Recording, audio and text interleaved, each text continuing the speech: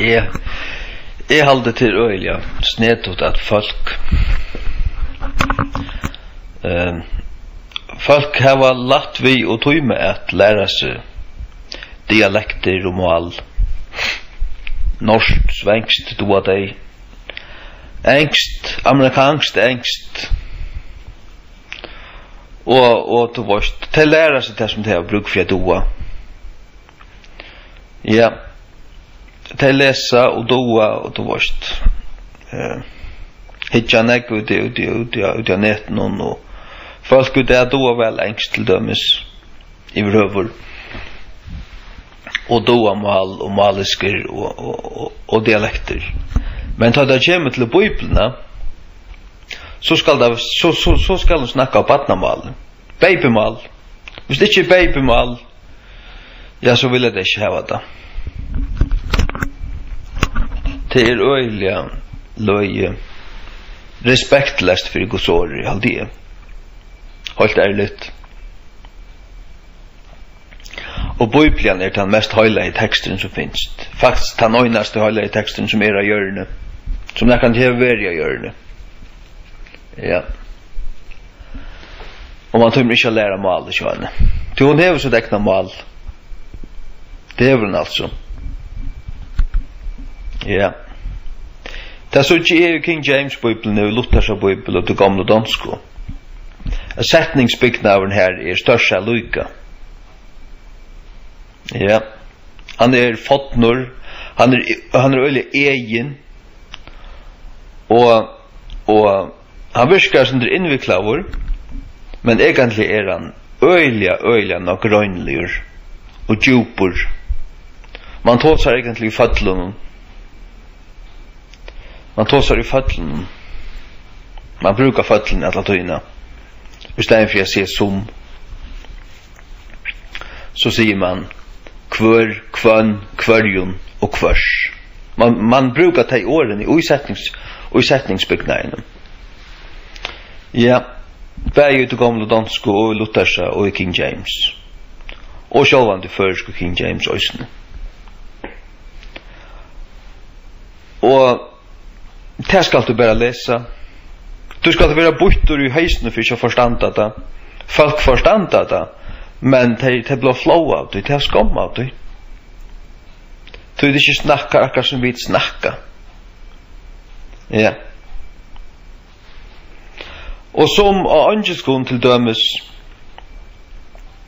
angel sier et år om det at det som William Shakespeare skriva i 400 år siden det skal oppdaterast. Nei, det var Shakespeare som skriva i det at det skal bare være som det er. Det er være som det er. Men tungen er nekbar som grenje om Bibelene. Hon skal oppdaterast annakvart år. Og hon blir bare langer fra tog som hon øyre være. King James av 611 og hon er akkurat som Bibelen er. Som hon øyre være. Simpelt hen. Og malet i henne hever egentlig møta det enska malet. Det hever mynda det. Skapta. Ja. Nå er alt ikke om malet i førske King James er så lengt fra tog som vi tåser at det ikke er gjørligt å lære det. Det er ikke å gjørligt å lære det. Slett ikke. Du lærde for glatt vekk dialektene. Og du kan skott herme etter en klakskinkje hvis du vilt. Tog at du tog med det. Du bare stretcher det og lyder sin dør, du klarer det vel. Er du i hetlengst engst? Er du i tåsa skotst engst? Jeg kan tåsa som en London-byggve hvis jeg vil. Jeg kan tåsa som en New York-byggve hvis jeg vil. Jeg kan tåsa som en Australia-mæver hvis jeg vil. Og det er bare dialekter av samme mål. Jeg vil si at King James først mål er bare en konstruerad formur av først mål. Som vi vilja skjere seg av for okkar snakkande tungo, og til pure på seg plass. Og det kan du saktans lære det hvis du legger neka pent i Guds år. Men kanskje tætje feil. Kanskje gjør du slett det. Kanskje legger du bare ikke pett i Guds år. Jeg så det her tog problem. Tog dåna asen. Tog dåna asen. Kom nu. Nu kan du lære det Bibelen er mal. Kan du ikke det? Ha? Jeg må så vi de unge småja nødt år til å komme inn i malet direkte. Så det her og så nekka. Ja. Og så det her. Og så var det. Og det kommer, det småjer inn, alt for å si det. Og så var det. Men Bibelen er mal, nei. Jeg så det virket da. Men jeg har ikke kommet av sånn her. Tog jeg at punkt for punkt, li for li, setning for setning, er hun rødt, og til at jeg hadde i blotjen for at hun er, til hun. Hun er Guds år, om til lykar til et la oi, kan jeg bare til fortelle, tutt dåna asen. Ja, du kan saktans lære henne av mal til at tåsar av sin egna hot, og så er det Guds tunga av føreskon, Guds dialekt av føreskon, som to bøyna veien kjenner attor. Og hatt ikke bare nekka som er eie og særligt for at være tvørst, nøy. Det er ikke tvørhøyd og gjersten her. Ikke besett tvørlig tvørhøyd, men en tvørhøyd, ja, en tvørhøyd, men som sier som så heter høylagt. Her er hver lier av hver en åre høylavur og skal være ratt. Og tog ganske godt færre kjøkken, hvis du øyre den gamle King James og åpner først King James, og ser man bare setning atna setning, vers atna vers, her stendur akkurat til samme år for år, setning atna setning. Ja. Du skal løyta rævelig vel for å finne 8 år som manglar. Jeg trygg vi ikke til å finne det.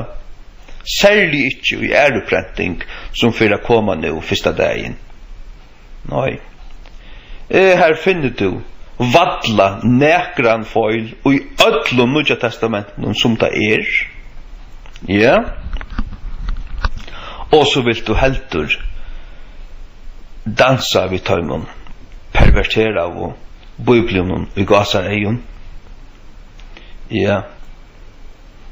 Nei, onkur hever hadde forkjærst skruva av og hjersta sovande og i hesson landen åpen barst. Det må jeg sia barst ut. Åpen barst. Ja. Ja. Nei, og folk som man helt vær King James tryggvante, hever finnje Nudja testamentet, og hever lust etter innsløvende i 2 år. Tvattl, så ser man det sitere og skrive akkurst, og man kjennes det ikke rettelig å vite, og så hikker man etter, nei. Hatt var sitere ur Viktors av Bibel, og man detter nyer og i tjallaren av det. Så hever folk anka respekt fyrir gode, fyrir hansara åre, eller hava det bare lust etter munnen innsløven og talen til stortlaikar eller kvært. Ha? Jeg gjer jo ikke av til stortlaikar tid. Jeg har løyve hengande og i løynene, det kan si at det kun. Ja. Jeg har givet alt til dette her. Høyla millivitte fra til ø, og jeg har mist langkvann rikvo. Men jeg har ikke mist som ikke har vært av verst. Du er ikke, og i alle noen versen kan jaunviast vi 8 øynasta vers og i Guds år. Ja. Ikke neka som helst kan jaunviast vi 8 vers, samma kvart vers du velur. Så har jeg lagt i Guds år. Ja. Jeg er så mye dutt jeg er suttja, ta jeg lys nekra bøker om den spurningen her, at det finnes 2 streimer av Bibelen. Så mye dutt jeg er suttja, at hvis King James er tan ratta, 100% ratta Bibelen, etter til ratta streimen hon få inn pussa, og hon er tan rattasta, eller tan øynasta ratta fullkomliga.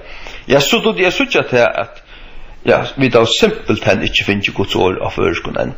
Det her er jo så rævlig lengt fra at kunne samarbeides vi henne i høver, altså.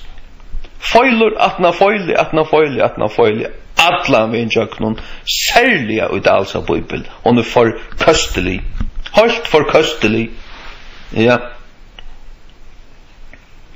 Og Victor, så hun er for tørna, for skruva, en cocktailer, en køsta cocktailer, alt som hun er.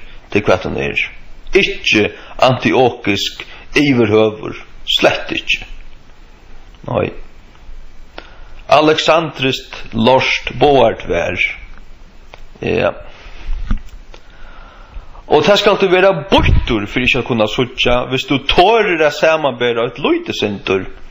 Hvis du først ut av kjv.compare.com og hygger sentur her. Hvis du ikke poinner ditt hjärsta, og hvis du ikke sørst klart til å teka noe endelig avgjørda støv, så noe gale vittar. Ja. Og det sier bare akkurat som er. Ja. Jeg sier bare akkurat som er. Nei, da finnes ikke Guds åra førskon. Det er ikke en akko i, det frøy mot hjärsta seg iver, og i øtlom føren. Og da skammes det slett ikke iver. Slett ikke. Jeg har gjort innslag, at han har innslag nå i disse siste årene. Her som jeg bare siterer for King James. Hele kapitler leser jeg opp og taler ut fra dem. Og jeg så ikke hvordan jeg falt lust etter meg dagliga. Helt øtelig enn jeg. Ja, nå synes jeg det er 100 folk om dagen. Alle stedet fra. Så at jeg tror ikke jeg kunne lust etter meg lese Guds år og at jeg legger det ut og at jeg hvis jeg ikke skilja et kvekk av det som jeg sier det gjør det vust det er bare så mannsløyjande at det halvvei vil heltna mår nok tog jeg at jeg tår ikke å tekka det i sin egna munn jeg vet ikke hva det er for nekka nei hjersta er åpenbart nærre hesten høyme enn hva det er gode og hans er høyleia året. Ja. Jeg tror jeg sier at førska King James Nye Testamentet er så godt som feilafrytt. Er King James av 1611 Guds fullkomliga, komna, rønnsaja og skjeifir jøkken elden. The words of the Lord are pure words, purified in the furnace of earth. Ja. Salm 12:6 som det stender her. Så var det bare til at jeg har tørt denne så nær at du kunne tro det var ligg. Men det er ikke ligg. Ja. Jeg har vært jo ikke noen av hans heimasynene. Jeg har ikke ut av kvanta frøyest iver altså ikke hans heimasynene som samanber tøyingene her. Og suttja åren i reion, åren i golon, og suttja at det er alt. At man hikker versene standa av syna kvar nøren, her er alt på seg plass. Purasta. Og det tåser kanskje ikke akkurat så som du har sagt det, men de åren som standa her, tar opplysningar som standa her, er jo alle ratter, og tar du lyser det, ta kanst du ikke misskjelja det. Du ta sier det som ta sier. Ja. Det som ta sier. Og det som ta sier det ta er. Og ta du hørsta, ta skild du det. Det kan ikke misskiljast. Ikke utan du røyner til. Nei. Helt ærligt. Så råd faktisk til å få seg en knokk. Og med god himmelen gjør at du kan hjertemassasje og gjør at du kan blåse anda, lusens anda, høyle andan, og ikke kun alvara til oss. Det var det. Jeg sier bare amen. Kvørstjumorgen. Ja. Men jeg var kanskje sørst. Ja, jeg halte det sørst. Utrolig sørst. Jeg faktisk skulle være så utakknemlig. Og så hjerbunden og løyde andalig. Det var helt utrolig. Det må jeg si. Nei, man skal elska Guds ord, elska Guds lov. Og gjør man det, så kan man ikke tåle til at bare større bitar av Guds ord mangla og fullkomlig forkjært hytter. Ta det ikke Guds ord, come on! Ta det behøver ikke Guds ord. Og det sier akkurat som Bibelen Chadal og Victor jo ikke Guds ord, og lengt være forbrentere enn så. Ja, det sier akkurat som så har vi sagt det. Og det har vi sagt så ofte. Det sier enda en affær. Ikke Guds ord, nei. Tusen av oss av feilun, alla min tjøknun, til forkastligt, og heldig du ikke det, ja, så du fullstendig blåstor og hjertadeier. Alla min tjøknun, ma god i himmelen så ikke nøy til dun, og djeva der en knokk, og djeva der anta og hjerta, og Jesu navn. Amen. Lauartekster. Jag har hört några amerikanska talare då som det att lauer som skriva den amerikanska grundlagen och allt det här paragraferna dit och datten akkurat som det ständer. Alltså det var inte dumbed down som man säger. Det var inte utvattnat vårt. Bara det var så där ganska man bläckar inte hundratals av åren ut här på. Det här först år viktigt. Och det är akkurat som mäskar alltså och en nota så då det må halta och här kvörlier totningar Mitchell. Och i en lauartext det ska vara så grönliga definieras som det och det skruva sådana samman att inte ska leka eller mangla eller missfärtas och så vidare. Bibelen har god vi som heliga anda skriva inspirera blåst lojvoj och tjatajm som har skrivat det. Och det varvått lojve och ja mäskaner varvåtter och till röjna strämmen 100%. Till god lovar och i Salme 12:6 att varvått årsynne från hesi attom över vers i här point. Thou shalt keep them from this generation forever, stendur det. Han vill bäge inspirera dig och lova varvått dig. Jag måste höra just det. God sier ikke åt, og heller ikke år. Han hever helt i år, og han hever varvått sunn i år. Og i King James AV 611, ångar i ærere. Nei. Ja, men det sier seg selv. Engst verensmale, og hever vært til sørste 400-500 årene, og vært til inntil Jesus kommer atter. Og aller helst vel inn i 1000-årene. Jeg tror at i 1000-årene da Jesus kommer atter, det kommer være King James, alle veien faktisk inntil heimringen grunter. Ja.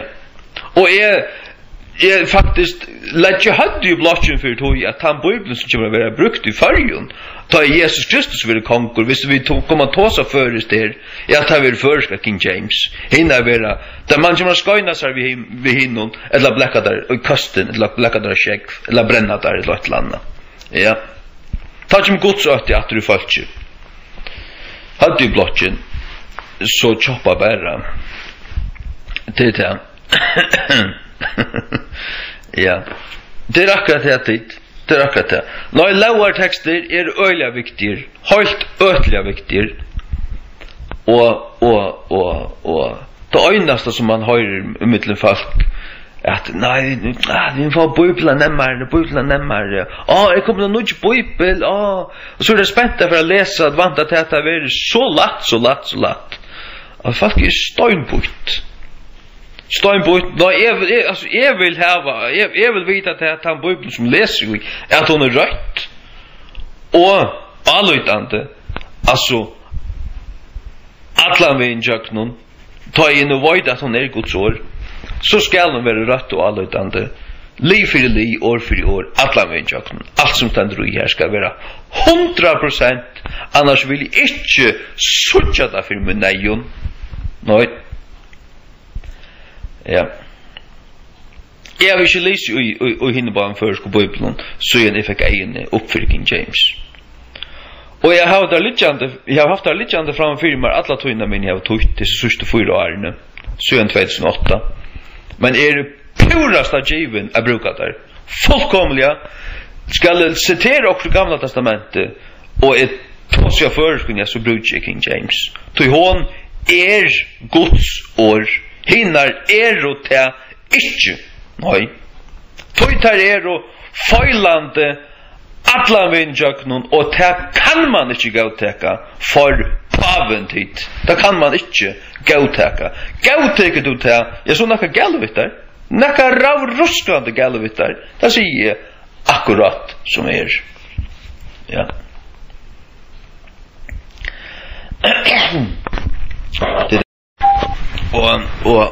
Och jag vet folk säger folk hade alltså det här så färdigt inte för längt. Det här så färdigt inte för längt. Come on med vår alltså. Nej. Hade inte färdigt inte för längt. Folk som utgår utrått ta kujte sig till ta åttasta.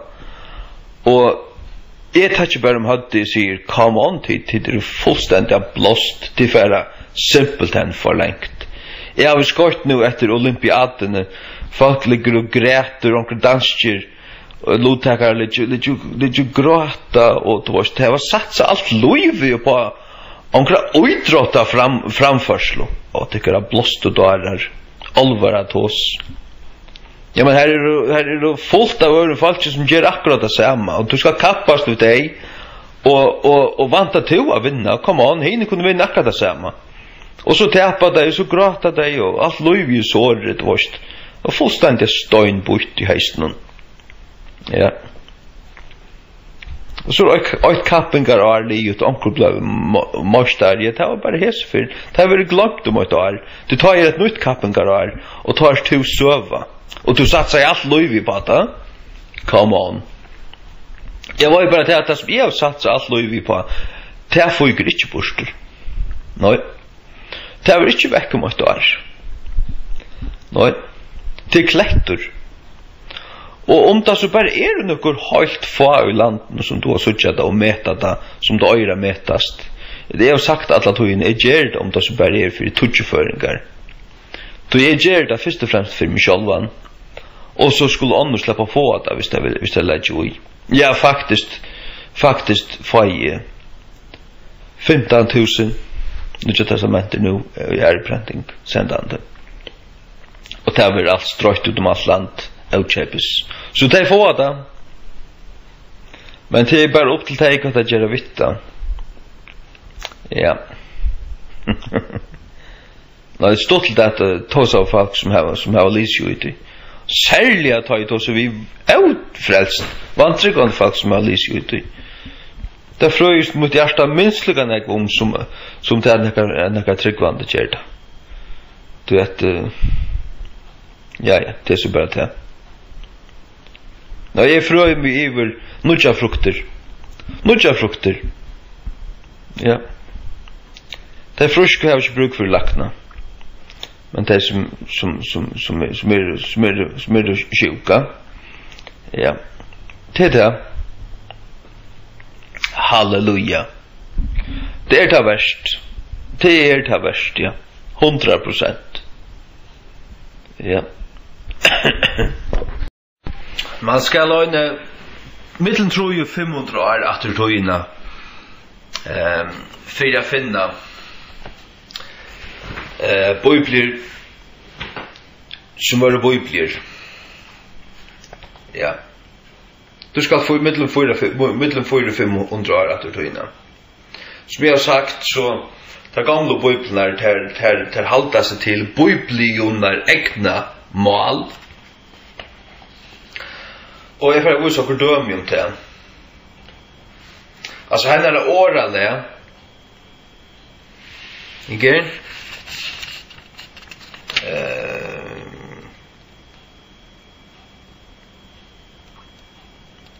Ja.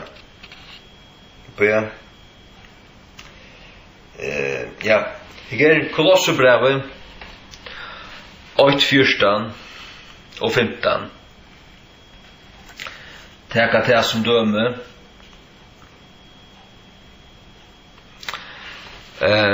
Again, King James, ensku. In whom we have redemption through his blood, even the forgiveness of sins, who is the image of the invisible God, the firstborn of every creature. Så läser ju det dansko. I hvem vi have forløsning ved hans blod, nemlig syndernes forlatelse, hvilken den usynlige Guds billede, all skapningens førstefødte. Sørst du, altså, her ikke bare hvert år vi, men åren standa og i retta form, i hvem vi have, danskar tås ikke så, tykker alt det der nærkade tås så, men det bare fra en tøy, og en tøy her som man ikke bare har respekt for hver åre, men for formånen som hvert år stod i, og man råkner vi tøy at folk har en knokk. Og nekka inn jo i knokken som øyder en høyle, nekka som fungerer, hever leksthet og ilt først tilsyn som gjør at du kan hoksa vidt tøy. Ja. Og det var folk enn i det, men det er åpenbart givna bruka det. Åpenbart, jeg vet ikke, jeg sier bare så. Det kom til hense. I hvem vi have, sier vers 14, og så vers 15 her, hvilken danskar sier ikke så i det heldur, som som, men hvilken noe grønligere. Det tekker fattelig vi, og det pøyker nek sterskere atter til grunnlige. Du måst løyde etter tøy. Hvilken? Så spyr man hvem. Men hvis det stender som, så spyr man ikke hvem. Som bare en sånn sapekulla. Men hvilken akkurat det samme som ho. Sagt du ikke det? Og in whom we have, i hvilken vi have, at ikke bare hvert år ikke bare vi, men akkurat det som åren igjen ta. Og så var det ikke Luther. Jeg får prøve å lese tokster på det. An welchem wir haben die Erlösung durch sein Blut, nämlich die Vergebung der Sünden. So vers 15, welcher ist das Ebenbild? Sagst du, welcher? Det akkurat det samme som hvilken, og det akkurat det samme som ho. Og i vers 14, så som det börjar, an welchem wir haben, in whom we have, i hvilken vi have, eller i hvem vi have. Sagst du? Og hatt vi ser faktisk, nu tar ikke bare døme som vet eksisterer. Jeg har slett ikke vært og rønta fisk etter øren, men hatt prinsipp jo i oss nær. Den danska svipsar sintur i oss nær, men altså mer enn Luther sa til tukst at så øyne grøykar mål, men den danska her, hun holdt i ordan. Ja. Så leser jeg så leser jeg først King James. Og i kvarjen vil hava enderløsing jøgnum blauhansara, enn ta fyrirgjevingen av syndun. Hver mynd hins avskjelliga gods, hin fyrstefødde hvers skapnings. Sørst du? Hver who is? Jeg lær ikke petti ui det ikke tåsa så. Jeg lær ikke petti ui hvordan det tåsa. Hvordan babysli til det ro. Tekkara kindergarten pakk. Kindergartnarar. Ja.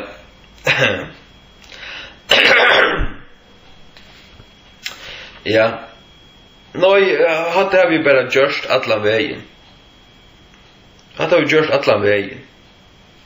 Og jeg har ikke stått med en av 8 mennesker som kan hitja med bønten i egen og si at jeg skiljer ikke et år som stender ui her, og jeg kan ikke skilje det. Nei. Men jeg ser mennesker som det flav, og som det smøyken, og som det sånn snedti, og lukka som, ja, etla vi og sånn der. Det er så bare torra skom. Det er så bare torra skom. Jeg var bare til at jeg har onka skom. Onka skom. At jeg var gjørst det her. Nei. Jeg tror ikke lottar i egene. Jeg tror ikke kong hvordan så nettan kong Kristian Satta og ikke sånn som gav seg dansk bøyplene. Ja, jeg tror ikke han i egene. Og jeg tror ikke sjálvan King James og hans er 4 tøyarar og i egene ta jeg kom til himmels. Ja, William Tyndale og allar tøyr. Yes. Eina bøypel vi tegn. Eina bøypel, ja, faktisk av fotlun tegnarstige. Tan bøypel til hava finnje. Og i føresko King James. Til hava hjärsta til a meta det etla oi. Ja, det så bara tyckare. Stora problem. Og skammen må så bara være tyckare. Tid som ikke du har meta da. Ja. Ja. Come on, altså du doer at lesa år 8 og år 2 og år 3 og 4. Du doer at lesa 8 år sen. Det er ikke ut fra du doer. Det er ikke ut fra du lærte å lese. Helt ærligt. Ja.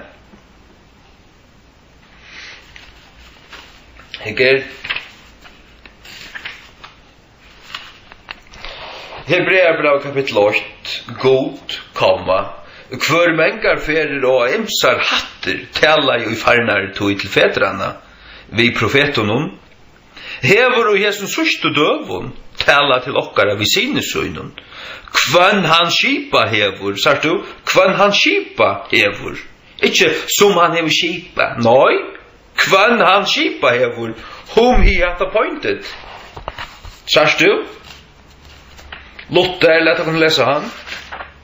Togst det så flott mål, og så togst det fontmål. Det er ikke så font at du ikke kan skilja det. Du kan godt skilja det. Kvann han skipa hever. Da kan du saktans skilja. Jeg sier akkurat som jeg skilt, og det er ikke så du blåstor.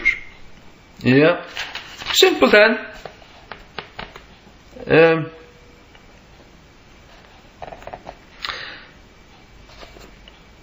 Ja, her stender velkja.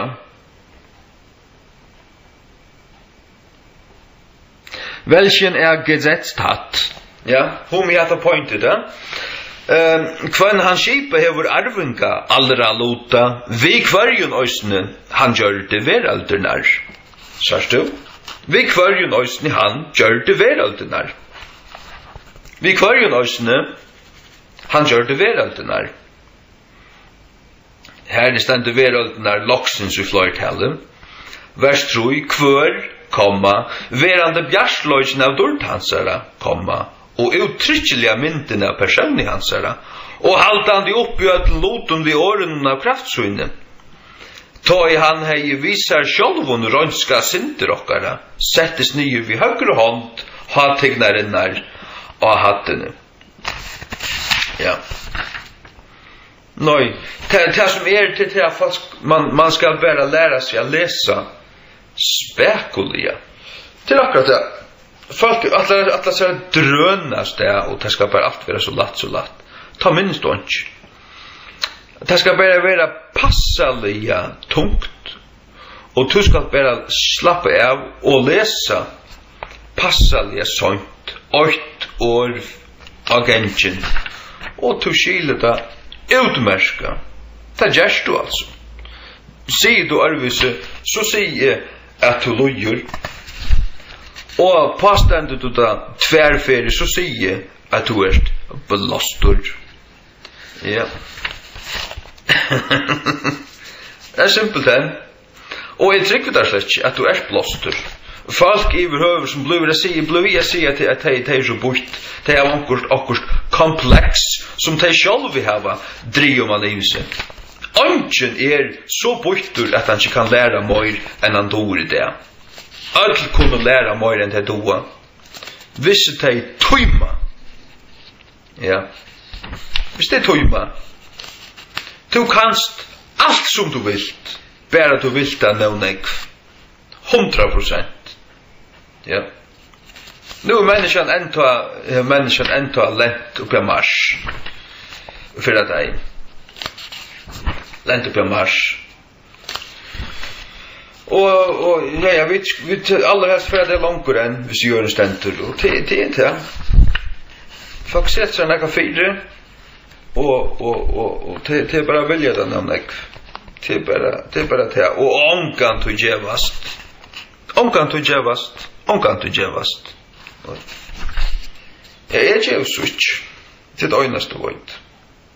Aldrin. Nei. Det är ett tunnsmål. Ja, det jag finns inte ta fram som skulle säga. Jag tar upp i alla fall. Alltså jag har sagt det för alltså igen slash lucka chatlin. Alltså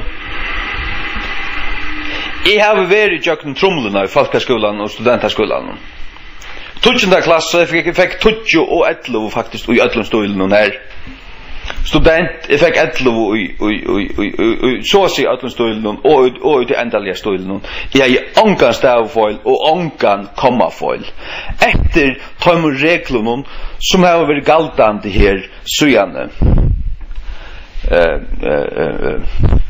Romanserna, ta romantiska tojarbil i sust i 1800-talen ta i allt det till den franska romantiska tojen kom och ta smitta i Danmark och Norrland, men ta kom norr här till följar allt blev så romantiskt vart och allt skulle standardiseras och smujas till och här ta fungerar vi vid Hammersheim och ditt och datten.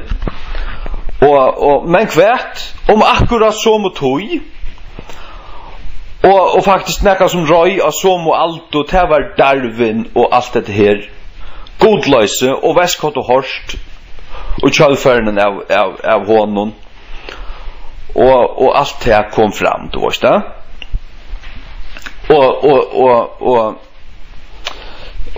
og det stod jeg slett ikke på det alltså jag har vi vilja loppe att det. Alltså är så ju faktiskt bort från tog. Alltså han tojen här 18 allt tar det till bibeln. Alltså jag klipper han av. Det tar ju inte vi rocknstick en gång. Så att kommasättningen som kom fram ta att bli standardiserat var sättningsbyggnader kommaregler kom och inn i dangst og førest og alt det skulle alt lærast systematiserast og vi fast og reglene og så videre kom til at du varst jeg stod altså finnast at jeg doda faktisk til OG altså jeg doda fullkomelig jeg vet akkurat hver det sier at det kommer skal standa og ikke Men jag har vräkat att det kommer till Bibeln. Jag vill slett skjuta det. Alltså det existerar inte att det kommer till Bibeln. Nej. Tog ta klipper sättningar av och i mine. Det vill säga, ta klipper sättningar av i mine och ta sitter inte komma här som Bibeln är, ta Röjno, Luther, ta gamla danska och King James sätta komma. Tar bruka ramsingar komma. Og tar sitta komma attast og i kvarjon logiskun setninge. Komma tar kvar logiskur strongur av åren livur, tar kjemur komma, eller semikolon, eller kolon, eller punktum. Men ikke tegn mitt inni ui en setninge, du varst da. Ikke tegn aldri. Nei. Og til her og i ta svipsar vi til moderna av komma-setningene til at her fullt av komma og alla tøyne inni ui. Og onkel du tar en naturlig strongur av åren endar, tar ikke komma. Så det er logiskt. Og jeg prøver i affærejokken alt Nya testamentet og seta moderne kommasetting faktisk for 2 måneder siden. Sett flere måneder og arbeid vidt ui. Og så prøver jeg å lese ut ui. Og min ante fikk kvalma. Jeg er så djupan aufri. Og det det kom slett ikke lesast vi rattar bibelskar rytm og sånn som setningsbygningen ui Bibelen sjálfare. Det kom slett ikke brukast. Iver over ikke. Og oppramsingarna floppa og negg vers som her som du sarst tro i øynihøydene ui Kolossebraunen og Thessalonikebraunen ærastane her som du sarst tro i øynihøydene men du sarst hana bæra vi tegnsetingen som i King James og ut av gamle reformationsbibelen. Hvis du brukar til moderne og tegnsettingene så dette tro i øynihøydene vekk. Så jeg sier bare som så ja, nå halder det til at det er svekkur men jeg halder til at annan tegnsetingen hon djevelsk demonisk faktisk og hon Satan hever fabrikerana og djevjana ut og hon kan bæra brukast til Satans og bibler. Altså nu tås jeg ut fra en bibelskon skjønner mig. Stender man i Bibelen og hygger på seg tingene her, så ser man til av oss kvært. Hatt slett ikke er god. Hatt slett ikke er god en gang. Men sånn som vi snakker i det, sånn som vi skriver og alt det der, her kan det brukast. Men vi lever også i en tøy, enn tøy bibelske tøyene, og enn tøy reformasjonstøyene. Vi lever ikke ut i tøyene her. Ta tåsa i folk arvese. Folk tåsa i fulltigere, kjibre, langere setninger, og så videre. Så som vi skriver i det, vi skriver år, og vi setter punktum, alle tøyene, punktum. Stotta setninger, en 3-4-5 komma, altså punktum. Og i Bibelene, så som Bibelen tåsar, her jo så lenge setningar, nekve setningar færre jøkken fløyre vers, og tog brukar man komma, semikolon og kolon og punktum. Og du varst, det lukka som køyre som en symfoni, du varst, ta køyre og øynsetninger, til så lenger, djuper tankar som køyre, og faktisk, og i åravis, altså, og i fløyre vers, og andre kommer nekka punktum. Ja, til man tå seg på en annan måte,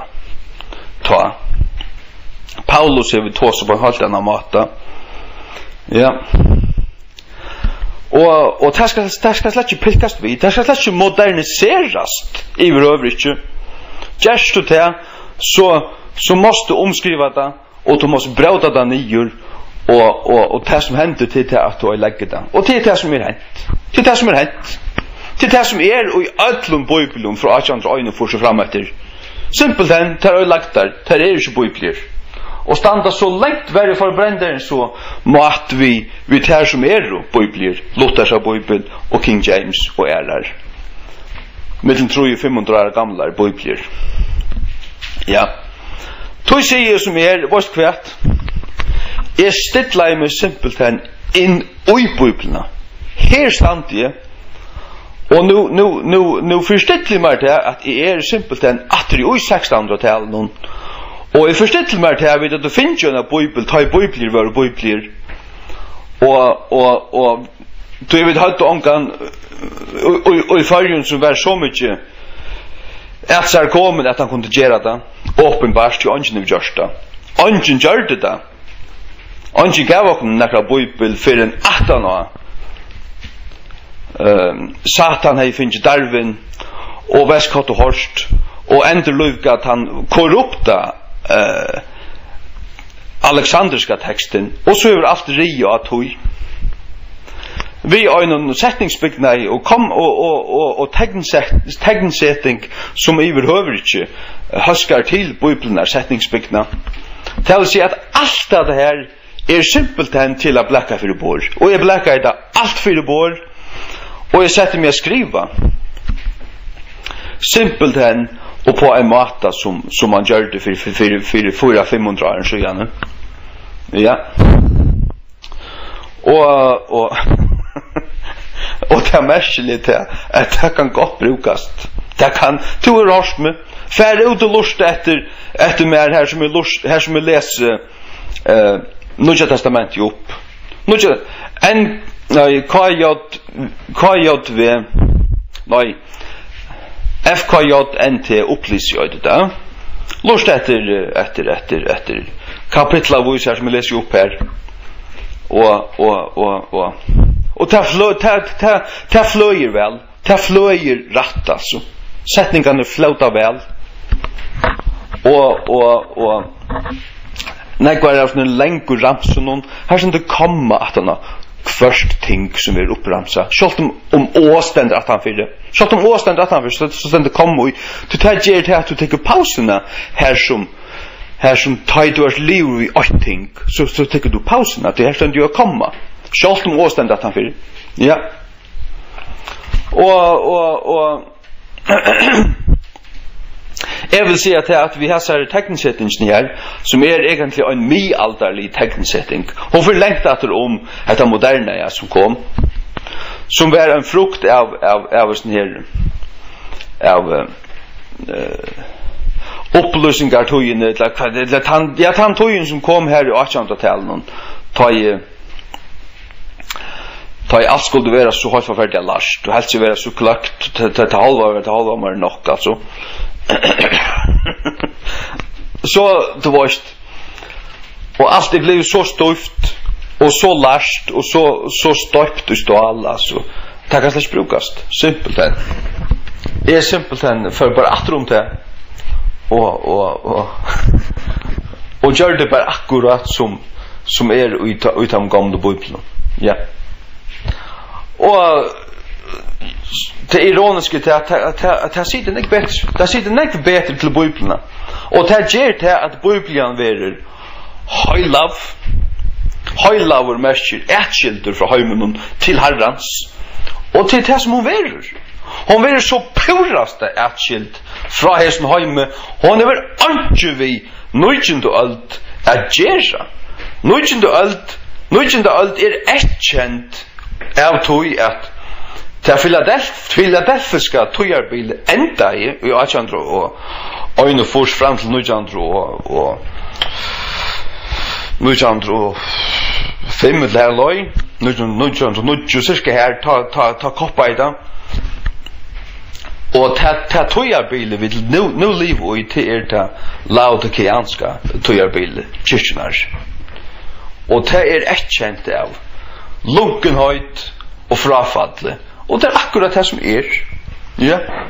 Det akkurat det som och falskhet, hyckleri och folk varvar inte Guds ord, akkurat som ständer i uppenbarelsen 2 om laodikianska kyrkorna.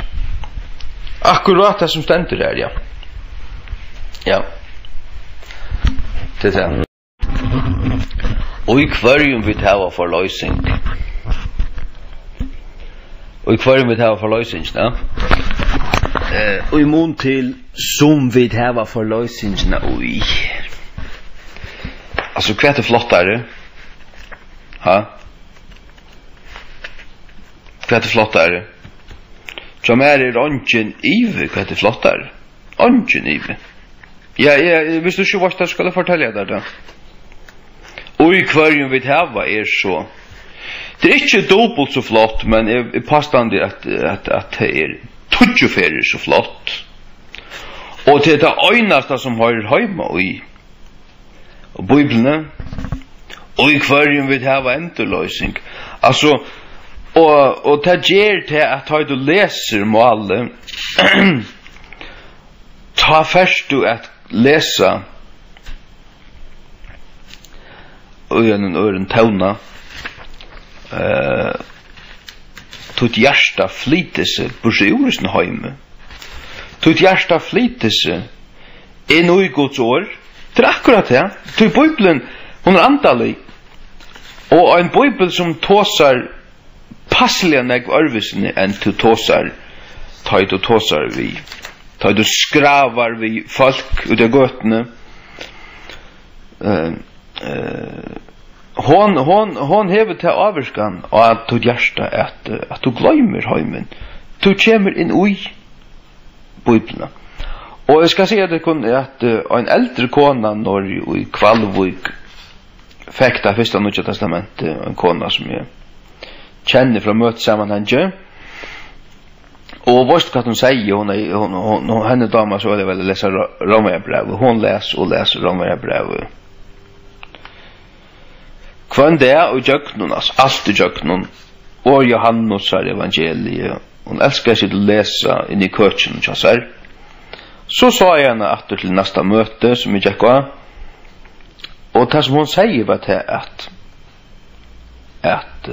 så hon er finnes føreske King James.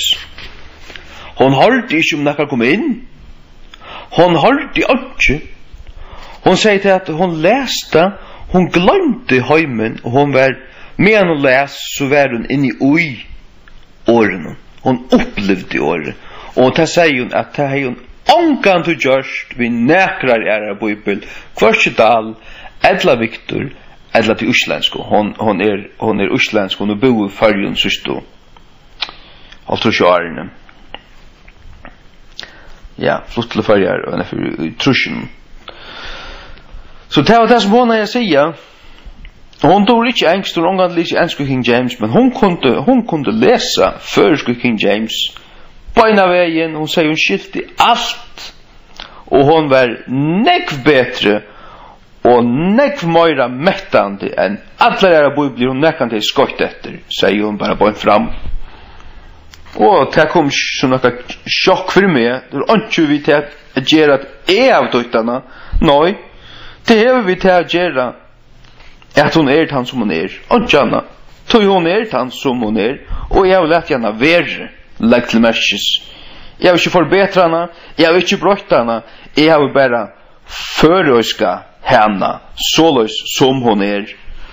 God vet hva han gjør, God vil give henne øyne rett av Bibel. Og du sier, man leser også Luther, man leser også King James. Det er simpelthen lykke. Ja. Nå har vi 18 her, så er det Timotheus 2, 8-9. Minst til at Jesus Kristus av Saie Davids var røster fra hinnom deg og samsvend ved gledbåskapen min. Og i kvarjen er loje kvaler. Sørst du? Og i kvarjen er loje. Ja, hva stender King James? In which I suffer trouble. Troubles. In which, og i kvarjen. Og det vil si at så spyr man kvarjen, så må man hitja, det er gledbåskapen. Og i kvarjen er loje kvaler. Ikke som er loje kvaler og i køyra bokvalt til. Da kan du fære angstens. Og ja, skøyna der vi. Da har vi kjøy med Bibelen. Slett ikke. Slett ikke. Slett ikke. Slett ikke. Det øyneste rette er och i kvarjon loje kvaller. Det är det einaste rätta. Alltså det är rätta och allt annat förkärst. Eller inte pett ju kvätt du säger. Ja. Nu öppnar jag åter Kolosserbrevet 8 vers 5. Fyra tavern som lagt av till tyckare i himlen. Kvarja tid hållt av vår sannlagsåret glädjeboskaparens. Kvarja? Jo, vännerna. Vännen hon. Kvarja. Sars du? Att han varvåter Kina ornon. Du har fattle. Och Kina du har alltid på plats. Och du är till ångkant näka spurningur. Kvärt du refererar attor till. Ta du brukar handan sättningsbyggnaden. Och att det inbyggt i bibeln själva. Och du pilkar inte vid att det här. Utan du görs Guds år skeia. Och det är akkurat det som man nu görst. Ja. Så säger bara till helvetsblåsten. Till helvets vi ödlun pervertera hon. Sataniskun bibeln. Kvörstje möjdet la minne. Ja. Det säger. Så ständer vi i vers 6. Kvörst kommit till tyckara. Så ständer det kvörst till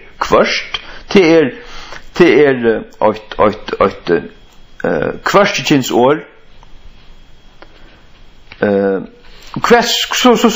Så spyr man kvart visar det efter till. Jo, sannlags året till. Så det kvörst kommit till tyckara.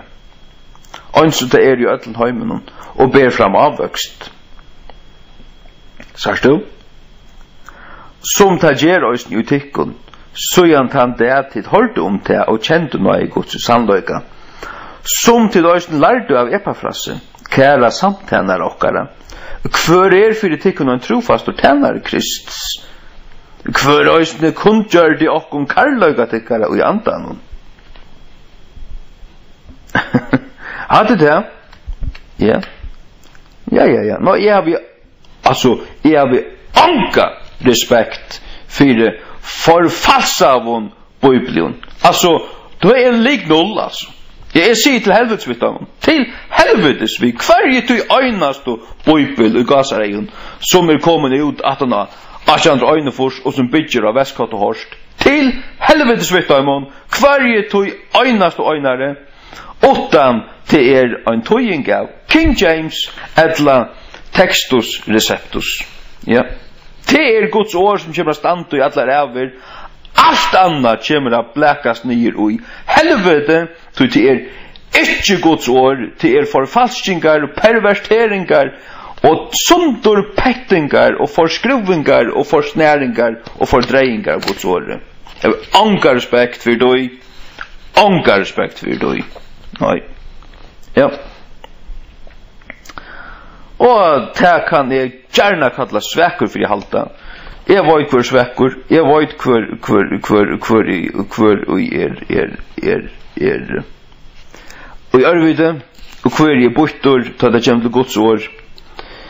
Ja. Det är så inte. Det kan jag lova att du kan fyra. Jag vet vad det är stand, ja. Jag vet vad det är stand, ja. Så 100%. Och jag vet vad det är. Jag vet vad det bygger. Og jeg vet hva det ikke og hva det ikke bygger. Det er det. Og hvordan hever god så varvått sånn i år fram til okkara deir? Hvordan hever han gjort det? La meg lukka lese dette for der atter. Nå, jeg kommer ikke til å lese dette. Men jeg det så fantastisk. Det stender bare i King James-bibelen. Det stender ikke så løs i Øren-bibelen. Nei, her stender akkurat om han skal være ved okkon. Men her stender i King James, the words of the Lord are pure words, as silver tried in a furnace of earth, purified 7 times.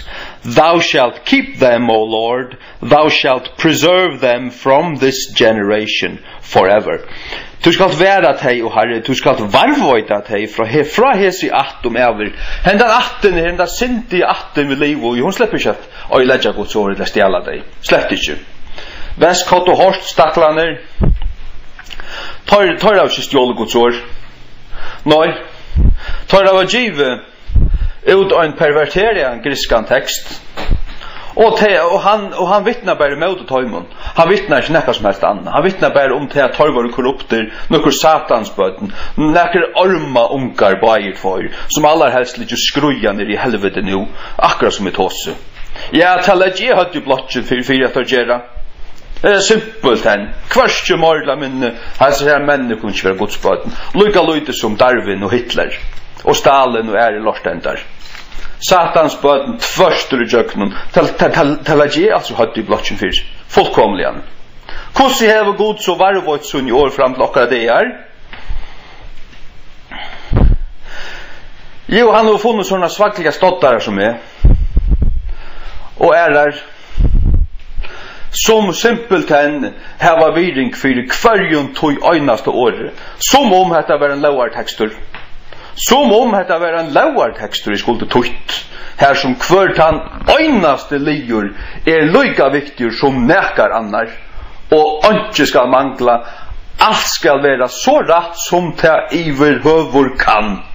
Och det ska det vara och det är det. Ja.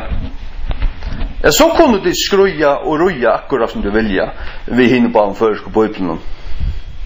Det visar bara gå så farfra till det rum och gå så hjärsta dig antleis och höjla blåst och så vidare och så vidare.